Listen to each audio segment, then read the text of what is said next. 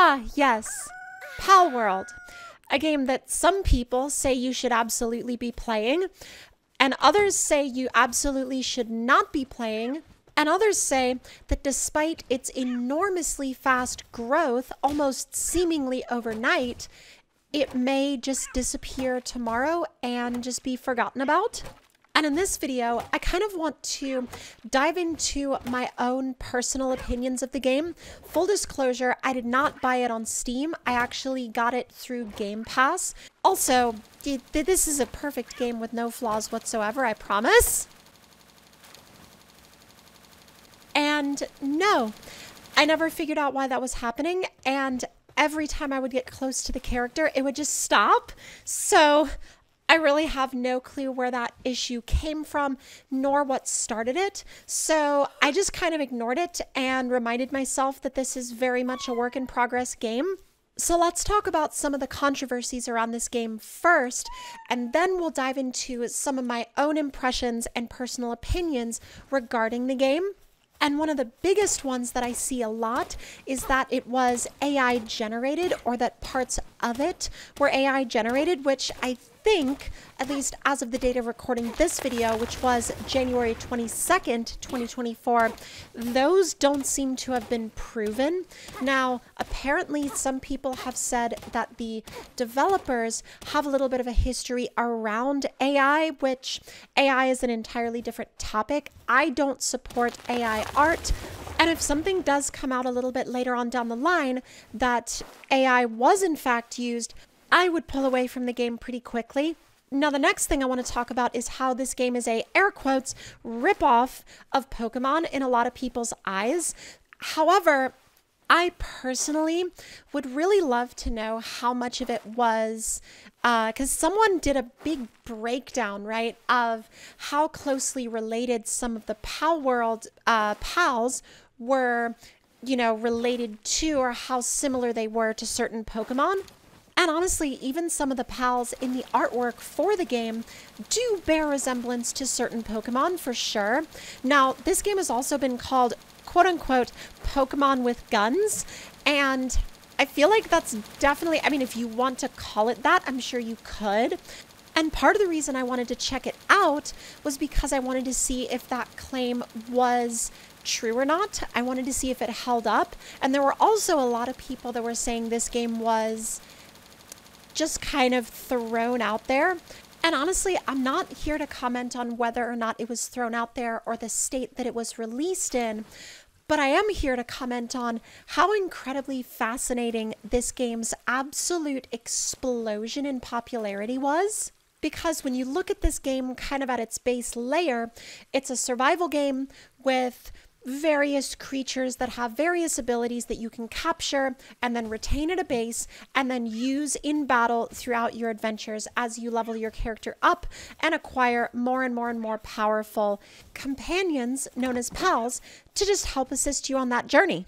Now, I've definitely seen a lot of takes on this game that are very interesting. There's so many different takes on this game, and I don't feel like I have spent enough time with the game yet to give a proper take, or nor do I feel like I've done enough digging into the developer themselves to kind of, again, have a proper educated take on the game, in my opinion. However, some of the takes I have seen have been absolutely wild. Like, for example, the ones that say this game is, I think I saw one somewhere that effectively said something like the fact that this is quote unquote popular, or rather got popular so fast, is like, according to this particular take, it was like a signal of the downfall of modern gaming, or a signal of how horrible of a state modern gaming is in. And I have various thoughts on that. I have various thoughts on a lot of things, but I have various thoughts on that in particular because I think you're always going to have very, not necessarily random games, but you're definitely going to have oddball games that sort of blow up out of nowhere. And my honest question is, will this game be able to maintain this absolutely enormous level of momentum that they are pushing ahead with right now? Because I want to say their current record for consistent players on Steam, or rather like simultaneous players on Steam, was something like 1.2 or 1.3 million people, which when you think about it, over 1 million people playing any game at one time is absolutely bonkers ridiculous. And like when you think about the fact that that's just the Steam numbers and doesn't account for the Game Pass numbers, which is where I'm playing it, for example, that's just like, it's mind-blowingly wild to me. Now, does that mean the game is automatically good? No, it definitely doesn't mean the game is automatically good. Numbers and popularity alone don't automatically mean that a game has substance, which is why we'll have to wait and see how this game evolves over time and how they interact with their community over time.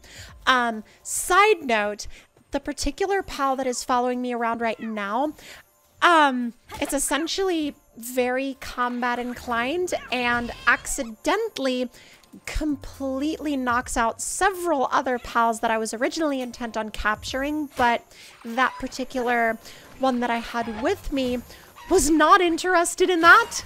And everywhere that I went, it continued to choose violence, and I just basically had to make sure that I threw the pal sphere early enough that, you know, all of these other ones did not get caught up in those, you know, orbs of doom that it was throwing.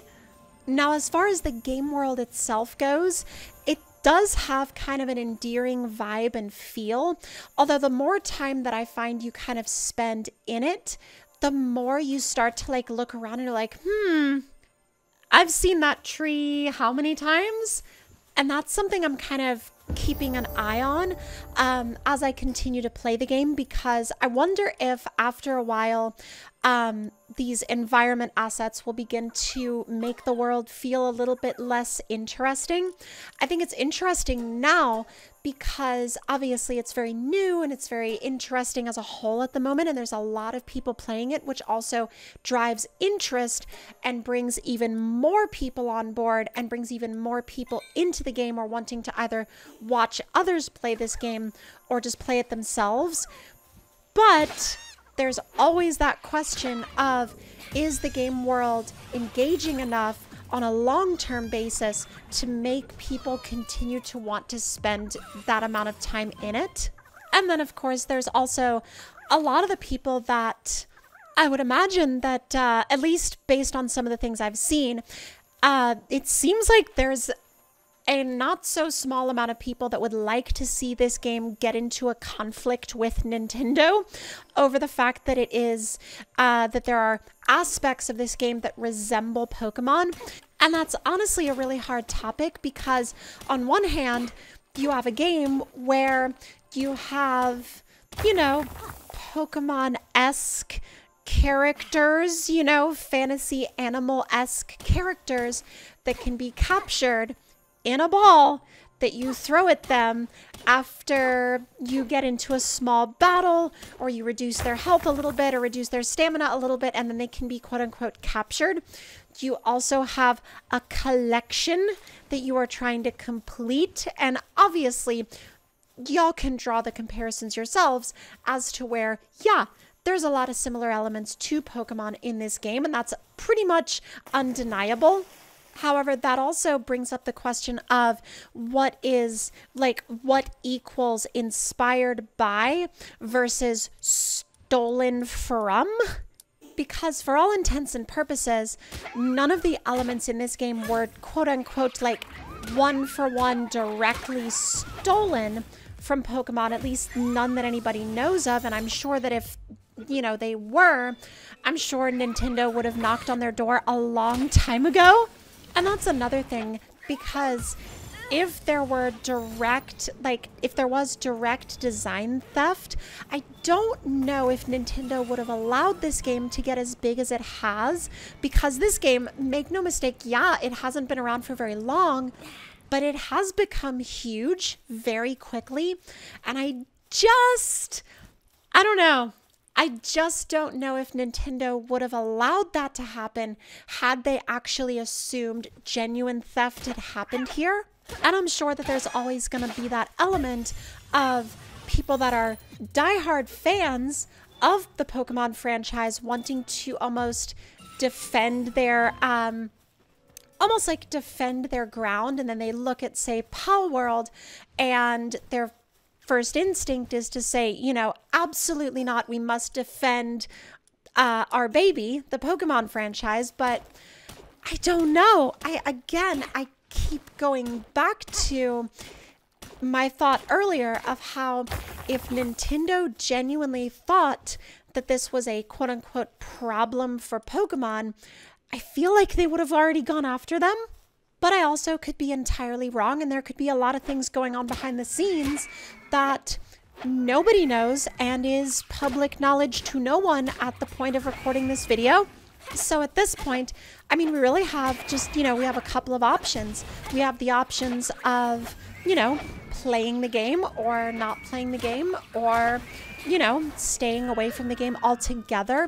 And honestly, I wouldn't fault anybody for any of those choices, at least not at the moment. Of course, barring the question of if we find out that there was like a bunch of AI generation used in the creation of this game a little bit later on down the line, that would honestly probably change my opinion on it more than anything else would, because I'm honestly not interested in games like this being made by AI. I am interested in games like this being made by people. And I think that honestly, like that in particular just remains my biggest concern, and also just my biggest question overall regarding this game and regarding the environment in which it was created. But beyond all of that, I just wonder if this game is going to continue to hold me, especially over time, because it's definitely like if you play it for more than, I don't know, it feels like sometimes like if you play it for more than like an hour or so at a time, I find myself kind of getting in that state of, okay, I'm good, maybe I'll switch to another game. And as I get more into it, I wonder if the time that I want to spend playing the game will increase, or if it'll decrease and I'll be like, well, I'm not sure I want to commit that much time to this game world, like as I move further and further into it. And if that happens, I don't know how long I see myself continuing to play the game for. But that's honestly just another one of those time will tell sort of things, because you're honestly only going to get answers like that over time. And without allowing that time to pass, and without allowing yourself to have those experiences over the course of the game, you're not necessarily going to find out one way or the other. And now that we're approaching the end of the video, I would love to hear from y'all in the comments down below, because I want to know not only if y'all have been playing this game or not, but kind of how your own impressions of this game have been formed, because a lot of people's impressions of this game have been honestly quite polarizing, at least in my eyes, because you have a lot of people that are very into it and seem to be trying to get as many of their friends as they can to jump into the game with them. However, you also seem to have a lot of people that are not only not playing the game, but heavily encouraging people like others to also not play the game. So I don't know. We'll have to see kind of what the future holds for it. But I would love to hear from y'all in the comments down below. And I know full well that this is very far outside the type of games that I normally play on my channel, but it was interesting. It was definitely an interesting game to dive into. And I would love to hear y'all's opinions in those comments down below. And if by some very odd chance this is the first video of mine you're seeing, I normally do driving simulator type videos, but if you're interested in that, then maybe consider hitting that subscribe button.